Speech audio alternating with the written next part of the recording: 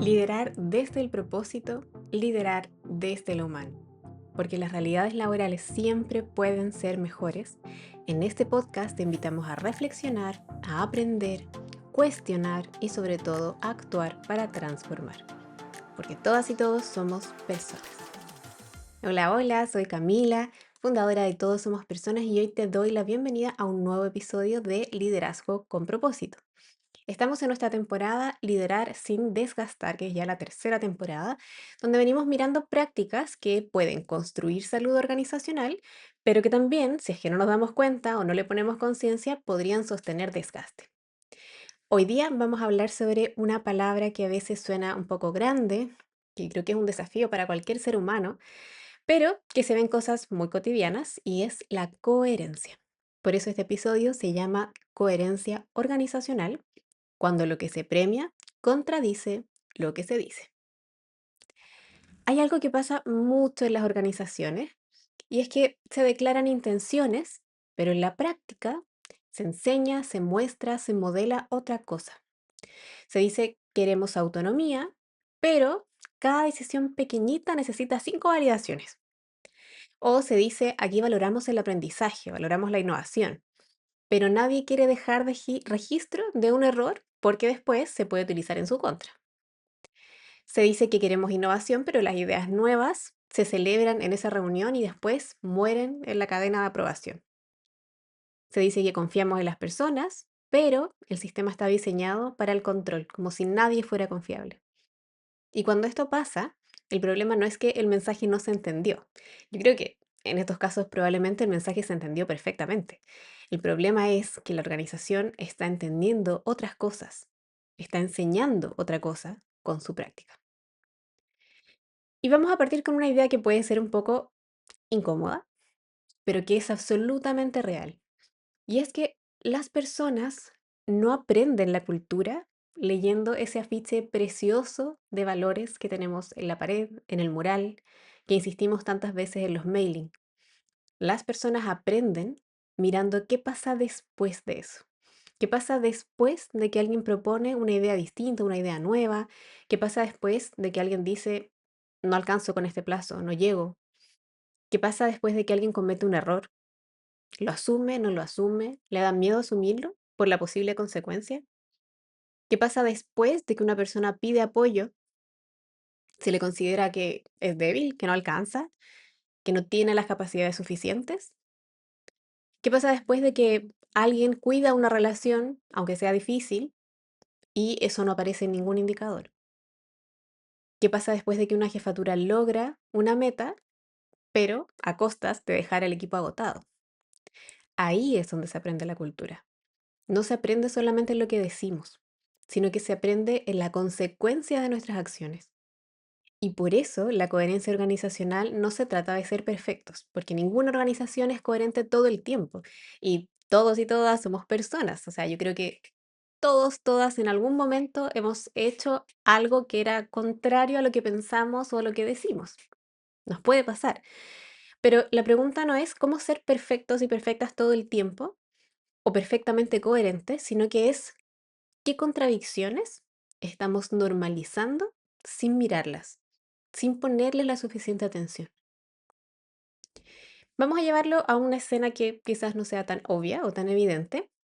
Vamos a imaginar una organización que habla mucho de desarrollo, de crecer, de aprender, de construir carrera, de abrir oportunidades para las personas y efectivamente seguro que ahí hay muchas buenas intenciones, probablemente haya mucha consultoría, mucho trabajo interno para poder desarrollar rutas de carrera efectivas.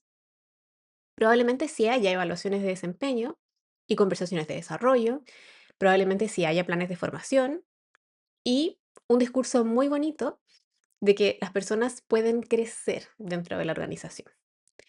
Pero cuando llega el momento de promover o de ascender a alguien, empiezan a aparecer otros criterios invisibles que no estaban escritos, que no siempre han sido dichos en voz alta y que lamentablemente igual si están muy presentes, igual los podemos intuir. Por ejemplo, se promueve o se asciende a la persona que se muestra más disponible, a la persona que está más cerca vincularmente a aquellas que toman las decisiones. Se promueve a la persona que se hace visible, a esa persona que no incomoda demasiado, que no cuestiona la reunión. Se promueve quizás a quien resuelve muy rápido, aunque no necesariamente le esté enseñando a otros, no esté compartiendo ese conocimiento. Y también se puede promover a quien sostiene muchas cosas, aunque esté a punto de pasarle la cuenta eso a nivel personal. Y mientras tanto, hay otra persona que hace un trabajo muy sólido, muy sostenido, que cuida los vínculos, que comparte su información, que comparte lo que ha aprendido, que ordena procesos, que ayuda a que otras personas crezcan, que impulsa el desarrollo de otros y que no está diciendo todo el tiempo, demostrando lo ocupada que está, pero como su aporte es menos ruidoso, es más silencioso, entonces queda menos visible. Y la organización dice, queremos desarrollo, pero en la práctica enseña que para crecer aquí tienes que estar siempre disponible, ser visible para las personas correctas y no tensionar demasiado el sistema, no incomode mucho. Y eso es muy fuerte, porque no aparece como una contradicción evidente. Nadie está diciendo aquí vamos a premiar la sobreexposición o valoramos la cercanía informal más que el aporte real. Nadie dice que la disponibilidad pesa más que el desarrollo sostenible.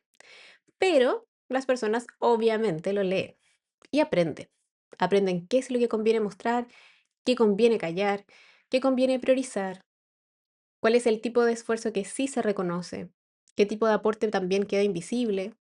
Y ese es el punto de coherencia. No basta con mirar lo que declaramos, hay que mirar qué está aprendiendo la organización de nuestras decisiones sostenidas en el tiempo, de nuestras prácticas. Desde TCP entendemos la coherencia organizacional como la capacidad de alinear lo que una organización dice, decide, permite, reconoce y premia. Es decir, no es simplemente tener un propósito hermoso declarado, no es solamente tener los valores escritos y que estén en las cadenas de mailing, que estén en las paredes, no es solamente las campañas que hacemos, que por supuesto que importan, no estoy minimizando el valor de todas esas acciones, pero lo que realmente suma es mirar si la forma de trabajar cotidiana está educando, está formando, está modelando en la misma dirección que el discurso. Porque toda organización enseña. En lo personal, eso es de lo que más me apasiona del mundo organizacional, que hay opciones de formación, que con nuestras acciones estamos impactando a grupos más grandes de personas. Y cuando hay formación puede haber transformación, al menos ese es mi convencimiento personal. Y las organizaciones enseñan en todo espacio, en sus comunicaciones, en sus reuniones, con sus ascensos, con los silencios, con las cosas que dejan pasar, con las excepciones que se hacen de vez en cuando, con lo que consideran urgente, con los indicadores que ponen, con la forma en la que ponen esos indicadores, con la forma en la que reconocen, con la forma en la que felicitan o no lo hacen. Y por eso, cuando hablamos de coherencia, no estamos hablando de una cuestión moral, ¿sí? Estamos hablando de gestión, es confianza, es salud organizacional, es resultado sostenible, porque una organización que no sea coherente igual puede lograr resultados. Eso lamentablemente es cierto. Por supuesto que puede, pero la pregunta es ¿a qué costo? ¿Y con qué mensaje instalado para la próxima vez? ¿Qué es lo que está enseñando? Y pensamos a veces que la incoherencia organizacional es algo súper evidente, como decir, cuidamos a las personas y al mismo tiempo normalizar las jornadas eternas, ¿sí? O el exceso de horas extra. Y claro, ese ejemplo evidentemente existe y es muy fácil de identificar, pero hay incoherencias que pueden ser incluso un poco más sutiles. Por ejemplo, una organización que dice que quiere un equipo autónomo, pero cada vez que alguien toma una decisión y no la valida, todo se le pide antes para que pueda ser visado. Para la próxima avísame antes. Entonces la persona aprende que autonomía sí, pero hasta cierto punto, siempre y cuando no incomode los controles entre medio. Otra organización puede decir que quiere conversaciones honestas, pero cuando alguien nombra un problema, se le etiqueta como una persona intensa, negativa, poco colaborativa, no valora lo que hay, en otros lugares es peor. Entonces, claro, las personas lo que aprenden es que La honestidad se valora siempre y cuando no sea incómoda. Otra organización puede decir que quiere eficiencia, pero toda la semana suma y suma y suma reuniones donde no se decide nada. Y entonces lo que las personas aprenden es que estar presentes en cuerpo probablemente importe más que estar avanzando. Otra organización puede decir que quiere aprendizaje, pero cuando algo falla, se pregunta quién lo hizo o quién no lo hizo, antes de preguntar qué fue lo que pasó, qué podemos aprender. Y lo que aprenden entonces las personas es a protegerse, a tener su coartada.